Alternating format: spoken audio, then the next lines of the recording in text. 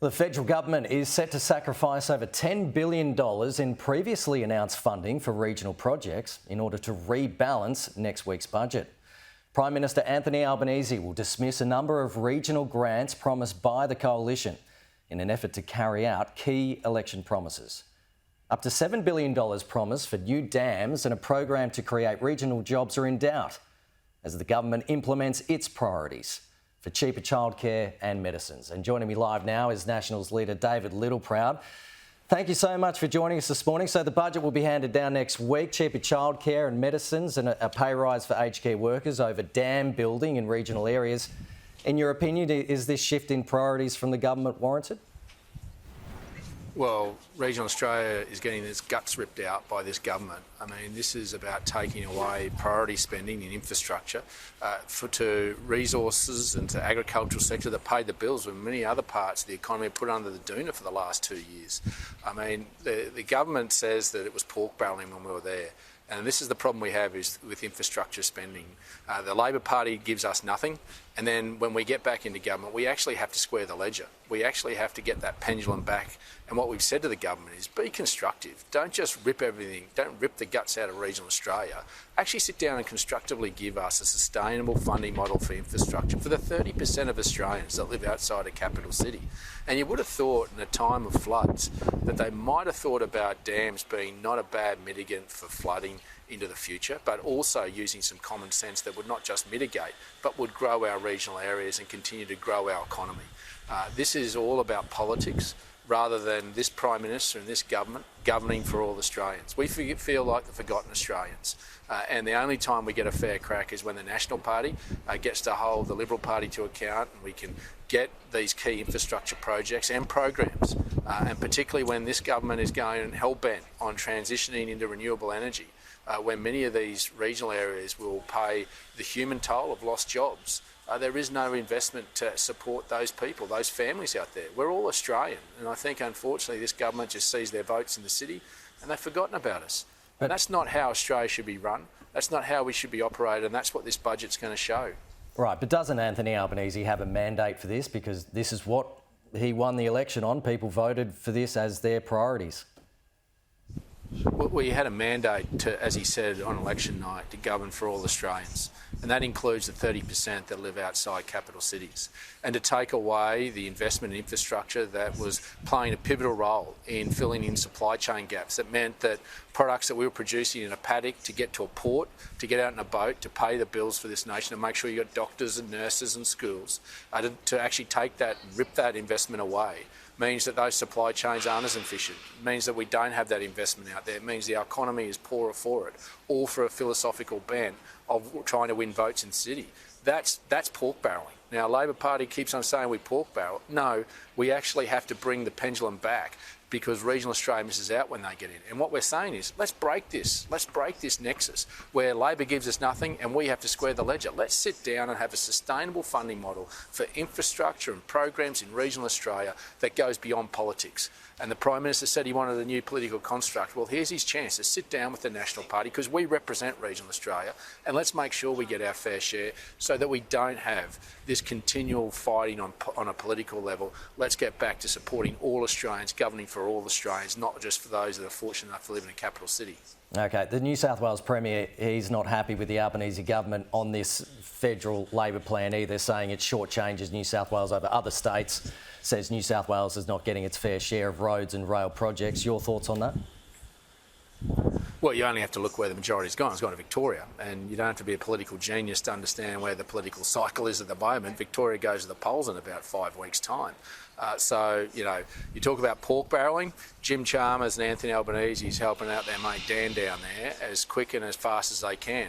And Dom Perrottet's got a real reason to jump up and down, but so too as a Queenslander.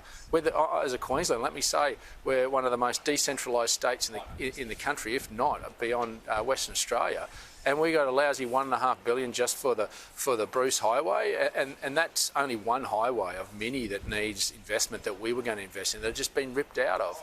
The arteries that feed into the Bruce Highway out in these regional areas that bring our product into the ports need investment as well. So this is all about politics. The pork barrelling is huge from Labor Party. They play the politics, but let's break this nexus. The people expect better from their politicians, and we want to be constructive as an opposition in the National Party. We're saying, sit down with us. Let's fix this model that's broken, where politics can come in no matter which side, and they're going to do regional Australia over. And this is why it has to be a sensible solution. And the government is just going hell bent on politics, not on common sense, and not on governing for all Australians. Infrastructure Minister Catherine King says the federal government would consider helping New South Wales fund the $1.6 billion raising of the Warragamba Dam wall.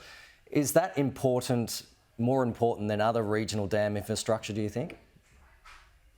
Well, you can do both. This is about priorities. But don't we have a deficit problem? We have a debt problem, don't we? You can't do everything. Exactly. And you know how to repay it? Governments don't repay debts. Australian people do. Business do.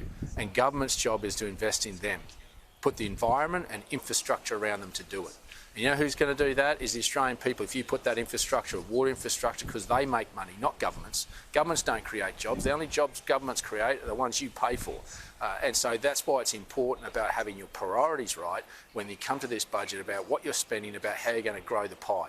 And building water infrastructure is going to grow the pie, not just for agriculture, but for industry. And it's also going to mean that you're going to have the amenity of water when you need it, because let me tell you, there's a 37% reduction in storage capacity per person per megalitre of water on the East Coast, because no one's bothered to build a dam when we've got an increased population. You're not going to have the ability to turn a tap on by 2030. This is the problem we've got, is there's been this real inertia about building dams. We need them, otherwise you're not going to be able to turn the tap on. And this is an opportunity to grow our economy while we're doing it. And that's what we're saying, is you've got to put the infrastructure around our people. If you do that, they'll do the rest. They'll pay the debt. They'll create the surpluses that we need, because governments can't do it, only the Australian people can. Just quickly, we're running out of time, but I see you're in beautiful Coffs Harbour at the moment. You're on a Nationals listening to us, so what have you learnt so far? I don't want to start a war between Port and Coffs. I'm actually in Port Macquarie, so there'll be a few blues between those. Yeah, there's always a bit of love-hate relationship between the two. But I'm in Port, heading to Coffs Harbour. But look, we're hearing particularly from women around the challenges of childcare, not just affordability but availability. We're going to spend billions on affordability, but availability is a big issue for us, and we've got to do something about this for regional areas in particular. Also housing. Housing's enormous out here.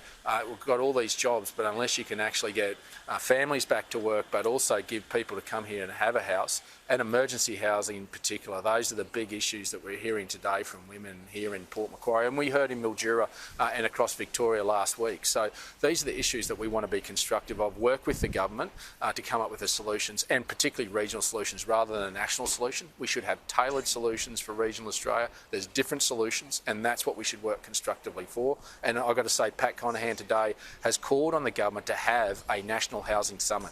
We had a Jobs and Skills Summit. This is just as critical. This is a human toll of our economy at the moment, where we've got women and children sleeping in cars on the river in Coffs Harbour, and even here in Port, that we need to do something about it. Let's come together as a federation. Much of the responsibility lies with state and local government, but the federal government should bring this together. The Housing Minister went to Queensland to have a housing summit with Queensland government. We should have a national one, and Pat Conahan's on the money on this one.